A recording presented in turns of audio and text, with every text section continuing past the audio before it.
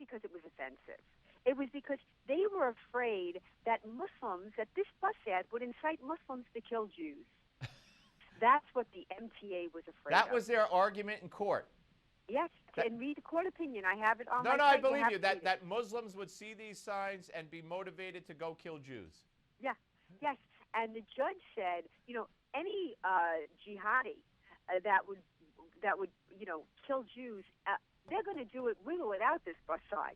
All right. That, of course, Pamela Geller, who was involved in the Garland, Texas incident. And joining us now is David Horowitz, founder of the David Horowitz Freedom Center, editor of FrontPage magazine, and author of a great series of books. The newest book is out. It's The Black Book of the American Left, Volume 4, Islamofascism and the War Against the Jews. David, as always, welcome back. I know this wasn't targeted against the Jews, but on Sunday we had an example of Islamic fascism again coming home to our own shores.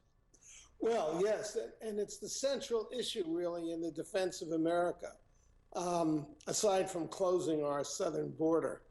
And that is, it is the idea of free speech. It's our most basic freedom, the First Amendment, because if you can't speak up and be a critic of anything you like, you can't defend any of your rights. And that's the most basic freedom. And that's the freedom that Islam, and when I say Islam, I mean the 57 Islamic states are on record as trying to suppress. They want a blasphemy law. They want to outlaw any criticism of Islam for its terrorism, for its misogyny, for its hatred of gays, and so forth.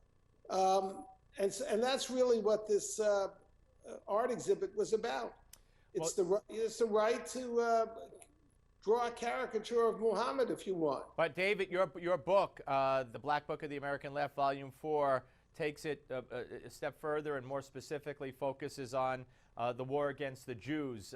But wait, it starts with a chapter called Islamophobia, Thought Crime of the Totalitarian Future by Robert Spencer, who was the co-sponsor of this event, co-creator with Pamela and me. I see the Jews as the canaries in the mine. There's a whole section of this book about the Middle East conflict. There's a mini history of the conflict to show that the Jews are the victims and the Arabs are indefensible aggressors. Arabs have no claim on the state of Israel. They are the aggressors in a 70-year war against the Jews. The Jews would have the right to annex the West Bank, Gaza, and to expel all the Arabs from those territories if they actually, not only if they wanted, but if they behaved like other nations. But they haven't. And the last section of the book, which I think is really important, is a kind of running account of my visits to college campuses to express these ideas and what I encountered there.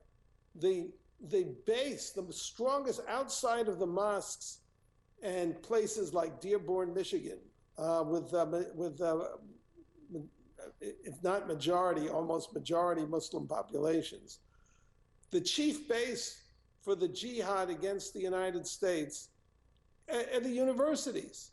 I mean, I just came back from tours of, I was at Ohio State, Boston College, University of North Carolina, and Stony Brook, Long Island. And there were students cheering Hamas and terrorists and openly anti-American and, Jew-hating.